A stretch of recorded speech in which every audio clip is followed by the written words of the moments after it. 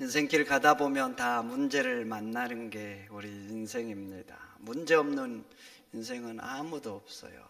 시편 90편에 우리 인생이 강건하면 70이고 80이지만 속히 가고 수고와 슬픔뿐이다 그래요. 우리 인생은 얼마나 속히 가요. 근데 그 속히 가는 인생을 채우는 게 뭐예요?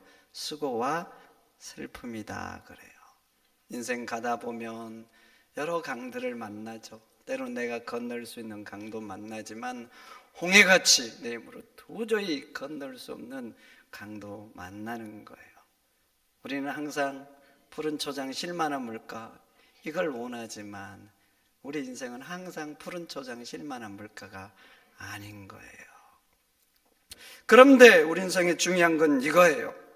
문제를 만났을 때 그 문제를 대하는 태도, 이게 굉장히 중요해요. 그 문제에 대해서 어떻게 반응하는가, 이게 인생의 승패를 좌우하는 것입니다. 찰스 스윈들이 이렇게 말했어요. 사실보다 중요한 것은 그 사실을 대하는 태도다. 과거보다, 교육보다, 돈보다, 전 상황보다, 실패보다, 다른 사람들이 나를 어떻게 생각하고 대하는 것보다 그 사실을 대하는 태도가 중요하다. 인생의 10%는 일어난 사실이지만 90%는 그 사실을 대하는 태도다. 이렇게 말을 했습니다. 에머슨도 이렇게 말했죠. 중요한 것은 나에게 어떤 일이 일어나는 것보다는 일어난 일에 대해서 어떻게 반응하는가, 그게 더 중요하다. 이렇게 말을 했습니다. 여러분, 그렇죠. 문제를 대하는 태도, 이게 중요해요. 어차피 문제가 생겨요. 어떻게 반응하실 거예요? 어떻게? 감사로 할지, 불평으로 할지, 저주로 할지, 찬양으로 할지, 한숨으로 할지, 기도로 할지, 내가 어떻게 반응하냐에 따라서 그게 내 인생의 복이 될 수도 있지만 독이 될 수도 있는 것입니다. 수소가 있어요. 산소를 넣으면 물이 되죠. 수소가 있어요. 질소를 넣으면 뭐가 되는지 아셔요? 암모니아가 되잖아요. 암모니아. 똑같은 수소예요. 근데 신기하죠. 똑같은 수소에 어떤 걸 넣느냐에 따라서 결과가 달라진다니까요. 그런데 우리가 인생길에서 만나는 고난과 아픔과 문제도 역시 마찬가지예요. 거기에서 무엇을 더하느냐에 따라서 달라지는 거예요. 불평을 더할지, 찬양을 더할지, 감사를 더할지, 기도를 더할지, 한숨을 더할지, 원망할지, 내가 어떻게 그 문제를 반응하느냐, 저주가 될 수도 있고 복이 될 수도 있는 겁니다. 여러분, 하나님이 주신 문제들은 그 자체로 저주가 되는 건 아무것도 없어요. 물론 문제를 만나면 때로는 힘들죠. 때로는 인내해야 되고, 때로는 참고, 인생이 참 불편할 수도 있어요. 그렇다고 그게 저주인 줄 아세요? 결코 그렇지가 않습니다. 운동선수들 봐보세요. 운동을 하면 하루에도 수십 번 한계 상황을 넘어가는 그 고통을 참아야 된답니다. 참고 또 참고, 힘든데 고통스러운데 참는 거예요. 강호동 씨가 황영조 씨를 초대해가지고 토크를 하더라고요. 자기 운동 얘기를 하는데 이렇게 말하더라고요. 운동하다 보면 너무 힘들어가지고 이 아령 같은 거 하잖아요. 그럼 놔버리고 싶대요. 놔버리면 발등 같은 게 찍으면 병원에 입원하고 그러면 좀 쉴 수 있을까 싶어가지고 그냥 놔버릴까 이런 생각을 한대요. 그랬더니 황영조 씨도 그렇게 말을 하더라고요. 자기도 달리기를 하다 보면 너무나 힘들 때가 있대요. 그러면 마주오고 있는 차에 그냥 들어가고 싶대요. 그래서 사고 나면 병원에 몇 달 입원하고 쉴 수 있을까 싶어서. 여러분 한번 생각해 보세요. 얼마나 힘들었으면, 얼마나 고통스러웠으면 그렇게 하고 싶겠냐고요. 그만큼 참고 또 참고 힘들고 고통스러운 거예요. 그럼 봐보세요. 그 힘듦이, 그 인내가, 그 참고 견디는 것이 그 사람에게 저주입니까? 저주예요? 복이에요? 복이죠. 자기 인생을 무너뜨리는 게 아니에요. 그게 오히려 참고 견디고 인내하는 것들이 자기 인생을 빛나게 하는 디딤돌이 되는 것입니다. 여러분,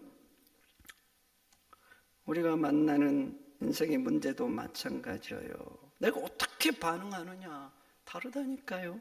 어떻게 잘 반응하면요 오히려 복이 될 줄 믿습니다.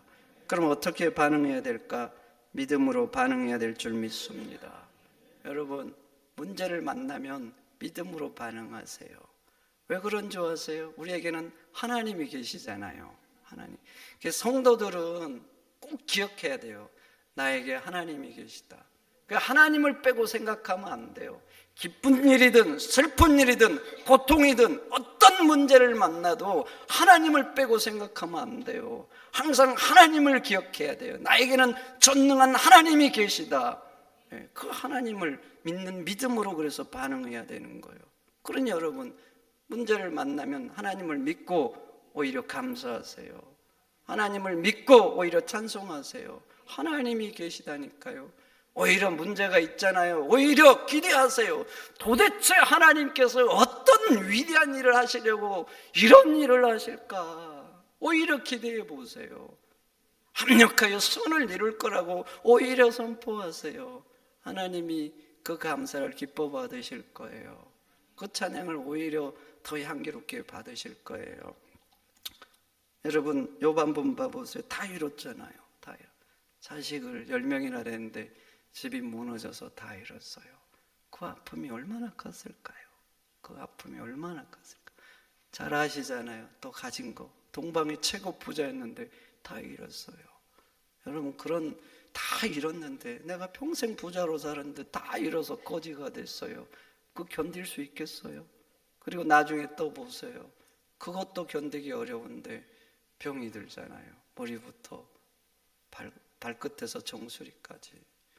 여러분, 그런데 욥이 엎드려서 하나님 앞에 경배하면서 찬양하잖아요. 주신 자도 여호와시고 취하신 자도 여호와시니 여호와의 이름이 찬송을 받으실 것이라고.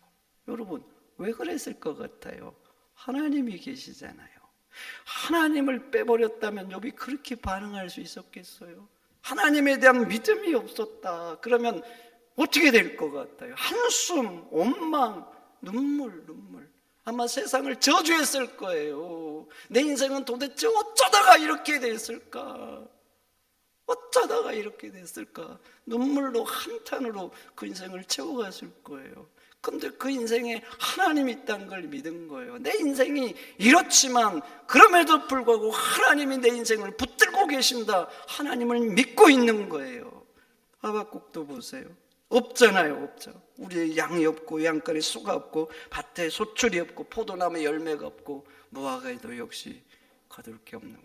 여러분, 없는 인생 어떻게 생각하세요?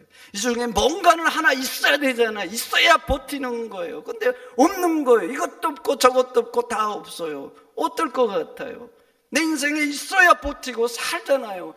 다 있는데 저 사람도 있고 저것도 있고 나는 아무것도 없어요. 여러분 인생 어떨 것 같아요? 어떨 것 같냐고. 내 인생은 왜 이럴까? 왜 이럴까? 힘들지 않겠어요? 탄식 소리가 나지 않겠어요? 그런데 말이죠, 하박국은 하나님을 찬양합니다. 기뻐해요. 외양간에서 나온 송아리처럼 기뻐하잖아요. 왜 그럴 것 같아요? 하나님이 계신 거예요. 하나님을 빼버렸다면 그도 역시 탄식하면서 인생을 보냈을 거예요. 내 인생은 왜 그러냐? 근데 하나님을 놓고 생각한 거예요. 하나님이 내 인생을 붙들고 계신다. 전능하신 하나님이 나에게 계신다. 믿은 거예요. 그러니까 찬송한 거예요. 여러분, 우리 하나님은 전능자세요. 그런데 그분이 나를 사랑하셔요. 죽기까지 사랑하신, 얼마나 감사해요.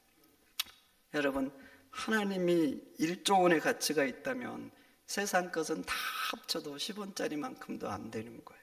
근데 한번 생각해 보세요. 내 통장에 1조 원이 있는 거예요. 1조. 근데 가다가 내가 10원짜리를 하수구에 빠쳐서요, 1조 원이 있는데 10원짜리 하수구에 빠쳤으면 여러분 어떻게 반응할 거예요? 어떻게 반응할까요? 아, 슬퍼, 큰일 났네, 이거 어떻게 하지, 내 인생 망했다, 이렇게 반응한 사람이 있을까요? 아니에요. 웃으면서 지나가죠. 웃으면서. 왜 그래요? 내 통장에는 1조 원이 있는 거예요.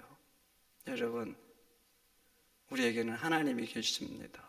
하나님이 계신 거예요. 그래서 하박국이 세상 거 없는데 하나님이 계시니까, 전능하신 하나님, 그분이 나를 사랑하시고 내 인생을 붙드시고 선한 길로 인도하신다는 게 믿어지니까 그 상황에서도 기뻐하는 거예요.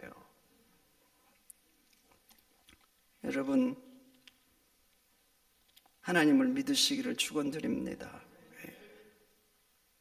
오히려 문제를 만나면 선포하세요.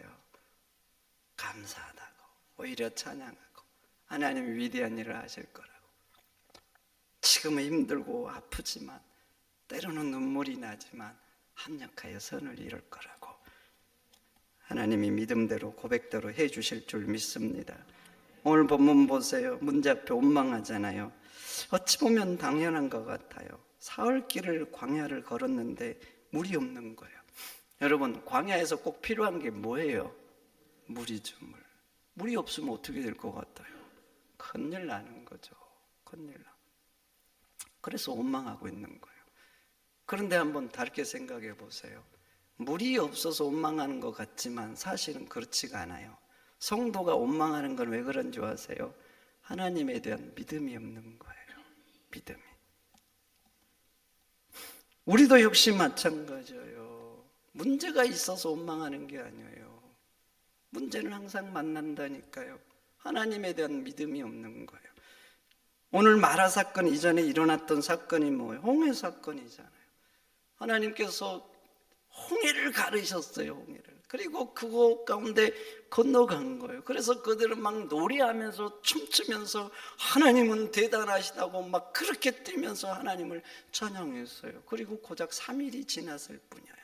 3일 전에 그 놀라운 홍해의 사건을 기록한 거예요. 놀라운 역사.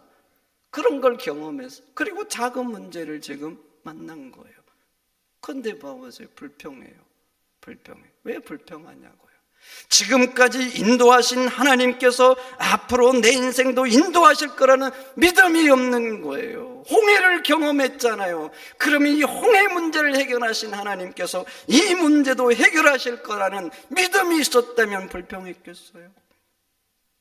그리고 그 앞에 사건 또 보세요. 홍해 사건 앞에 10가지 기적, 애굽에서 10가지 기적을 경험했어요. 그런데 그 놀라운 기적이 그들에게는 지금 의미가 없는 거예요. 그 인생을 책임지셨는데, 그리고 여기까지 인도하셨는데 문제를 만나니까 또 여지없이 불평을 하고 있는 것입니다. 여러분, 사람들은 그래요. 지금까지 하나님께서 놀라운 기적으로 인도해 주셨잖아요. 그래서 평안하고 행복한 삶을 살았다고요. 그런데 믿음이 없잖아요. 그럼 앞으로 문제를 만나면 불평합니다. 불평해요. 그럼 한번 봐보세요. 하나님이 더 놀라운 기적을 베풀어 주면 불평 안 할 것 같아요? 그런 게 아니에요. 홍해를 가르는 일을 내 삶 가운데서 또 하실지라도 또 불평합니다. 중요한 것은 하나님에 대한 믿음인 거예요. 성도 여러분, 하나님을 믿으시기를 축원드립니다.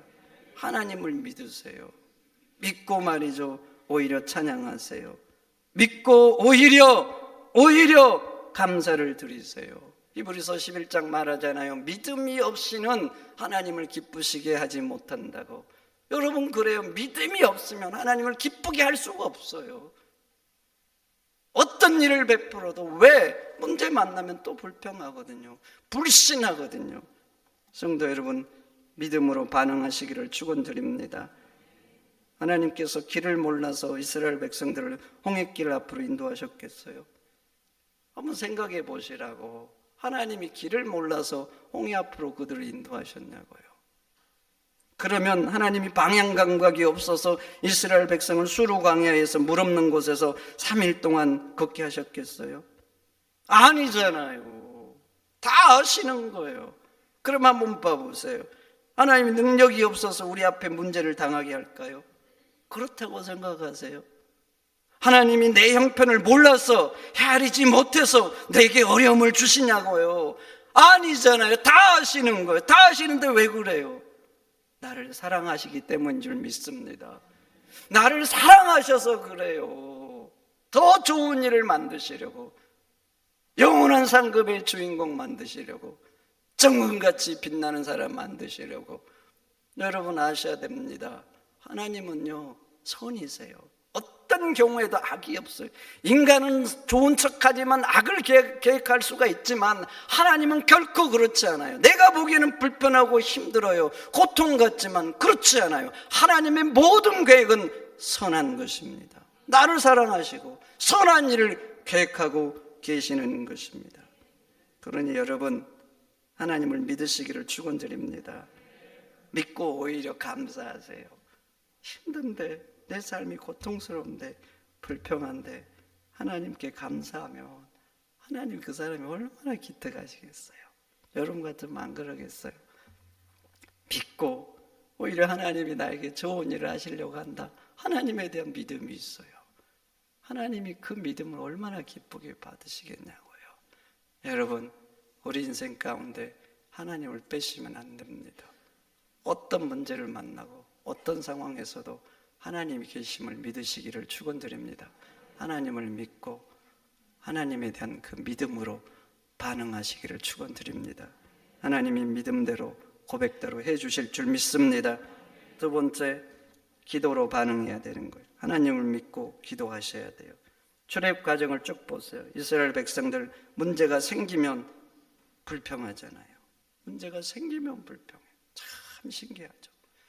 출애굽할 때 봐보세요. 홍해 앞에서 백성들 뭐라 그래요? 애굽에 매장지가 없어서 이 광야로 이끌고 와서 우리를 죽게 하느냐? 우리가 애굽에 있을 때 우리를 놔두라 하지 않았느냐? 왜 이곳에 데려와서 우리를 죽게 하냐고. 한번 보시라고요. 하나님은 지금 이곳에 이끌어온 목적이 있어요. 위대한 일을 계획하고 이끌고 온 거예요. 그래서 홍해를 가리신 홍해를. 그리고 오랜 세월 동안 이스라엘을 압제했던 그 애굽인들, 그 원수를 갚아주시려고 하나님이 지금 이곳으로 이끌고 있는 거예요. 그런데 보니까 당장 내 눈에 홍해인 거예요. 내가 건너지 못한. 그래서 내 인생이 망할 것 같고 죽을 것 같잖아요.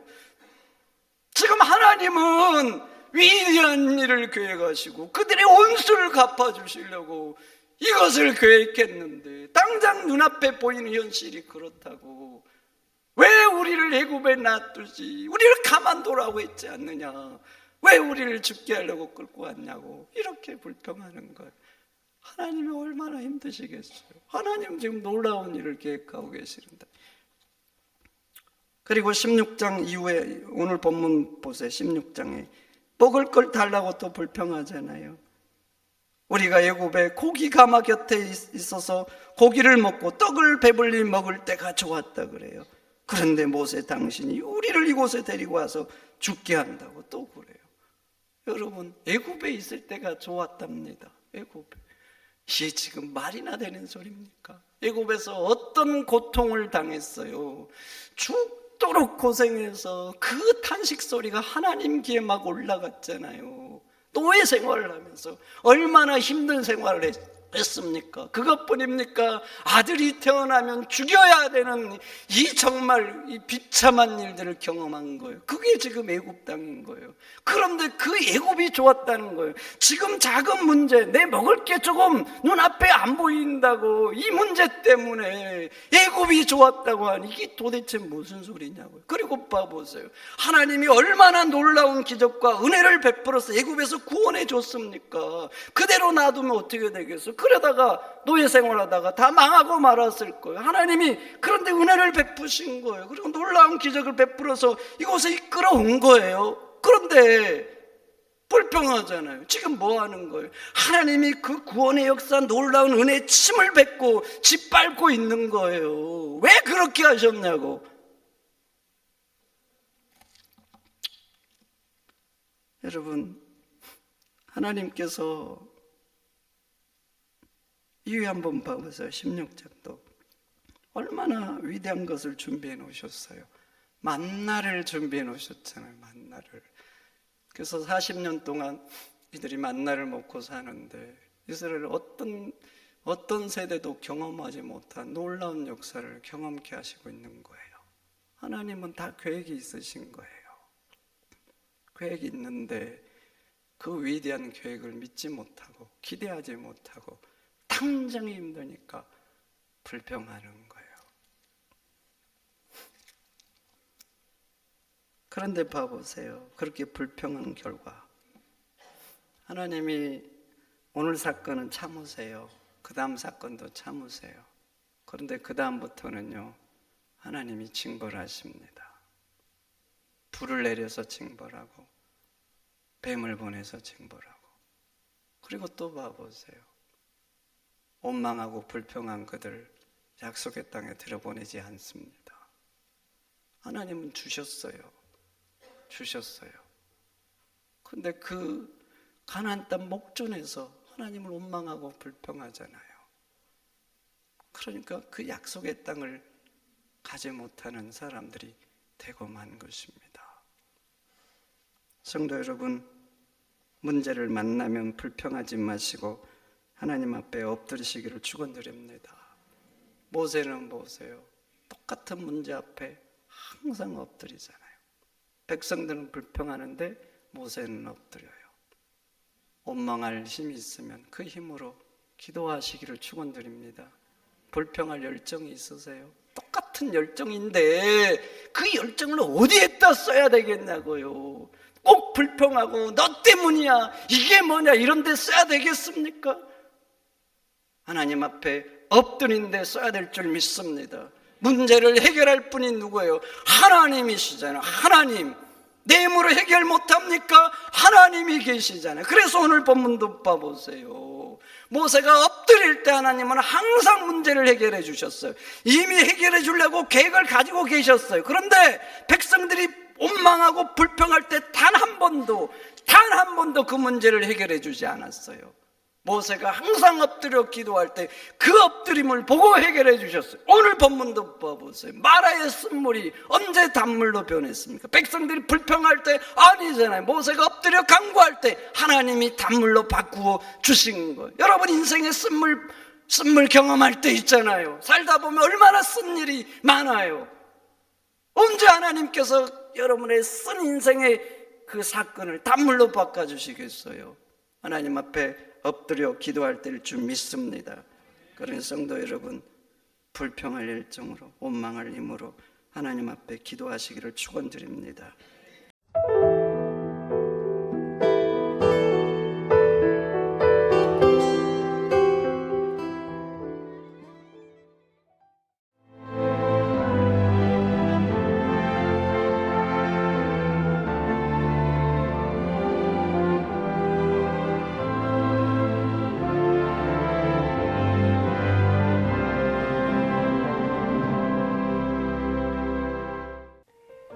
CBS를 사랑해 주시는 전남 지역 청취자 여러분, 안녕하십니까?